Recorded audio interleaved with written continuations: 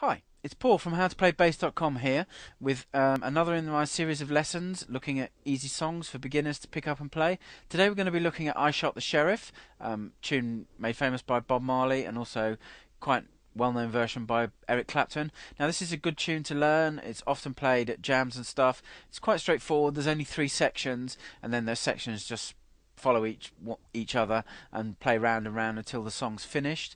There is a sketch PDF that goes with this, which will have the bass line in music notation and in bass tab. You do have to head over to my website, which is at www.howtoplaybass.com, and sign up for my e-zine, and when you do that you'll be notified of the location of where you can find that.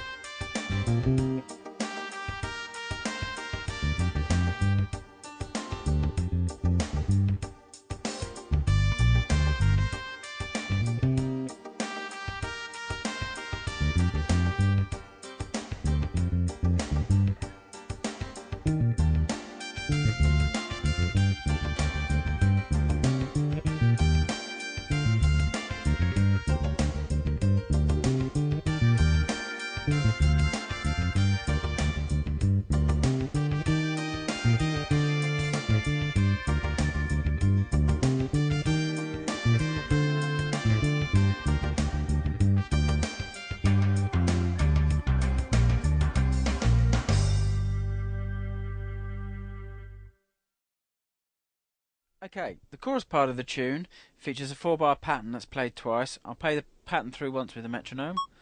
2, 3, 4.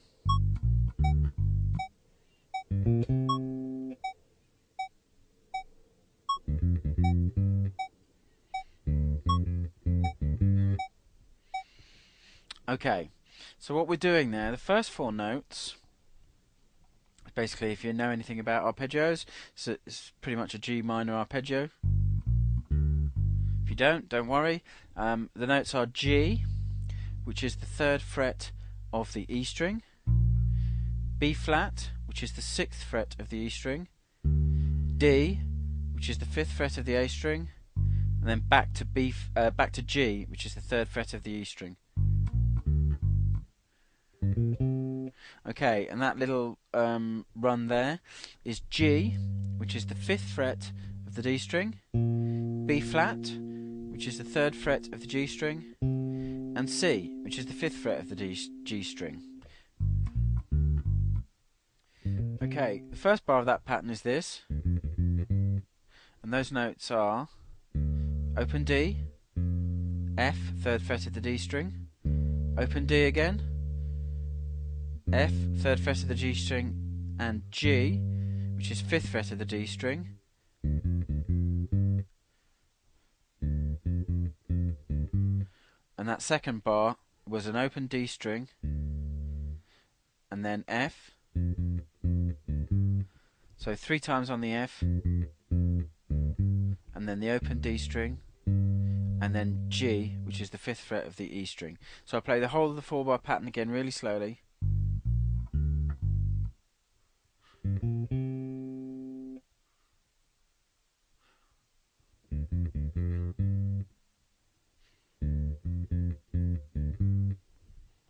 Okay, so you should be able to get that, and also don't forget the notes will be in the sketch PDF that goes with this. It will have it in notation and with bass tab. Okay, the verse is made up of, the way I'm going to show it to you, it's got 2 different patterns. Play the first pattern through with a metronome. 2, 3, 4.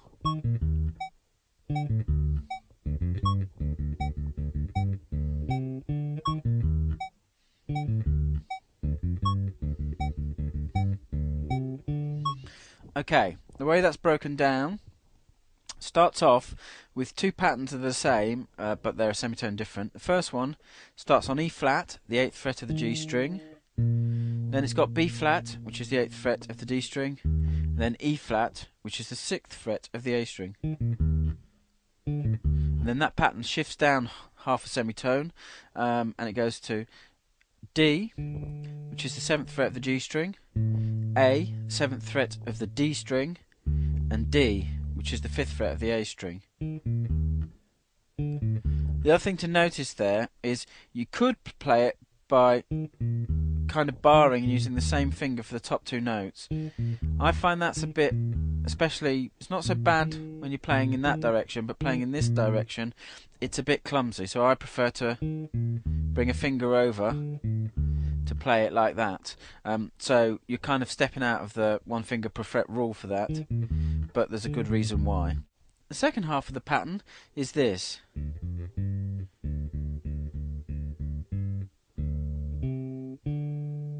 Okay, and those notes start off with the open D string, then to F, which is the third fret of the D string, then G, the fifth fret of the D string, then you're back to the open D string, and then you've got G again at the fifth fret of the D string, back to the open D string, and then the last two notes, which make a nice melodic lead back to the E flat. Those last two notes are C, fifth fret of the G string, and D, the seventh fret of the G string. Okay, the second part of the verse, quite similar, but it's got a kind of a variation, and it gives it a nice melodic feel to it. I'll play it with the metronome. 2, 3, 4.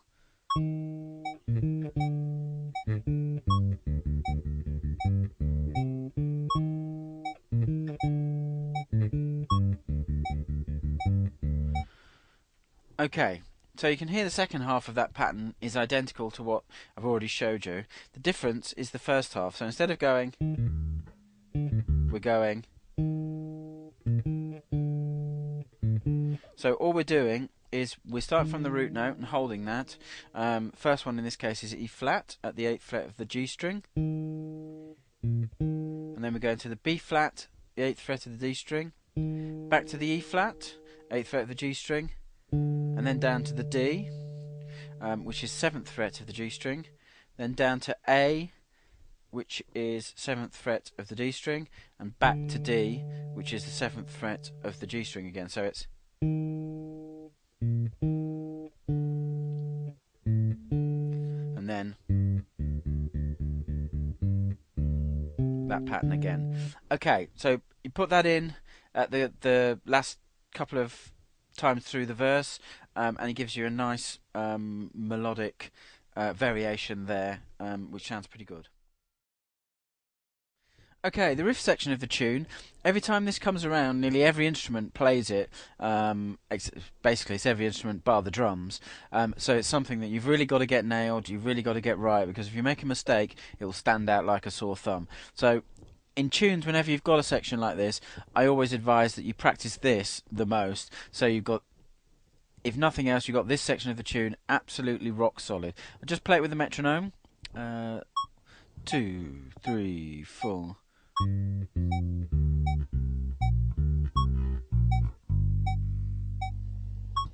Okay, I hope you can hear how that timing works. If you have a good listen to the record too, whichever version you're working with, whether it's the Bob Marley one or the Eric Clapton one, you'll be able to hear the rhythm. Let's look at the notes. Okay, riff starts out on G, which is at the 5th fret of the D string. Then the next note is F, which is the 3rd fret of the D string. Okay, the third note is D, which is the 5th fret of the A string. Okay, that fourth note is C, which is the 3rd fret of the A string. Okay, the fifth note is B flat. So far we've just been descending. The B flat is found at the 6th fret of the E string.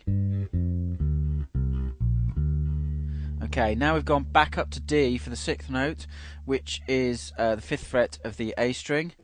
And then the last three notes are, which are C, 3rd fret of the A string, B flat again, which is the 6th fret of the E string, and finishing on the low G, which is the 3rd fret of the E string. So very slowly.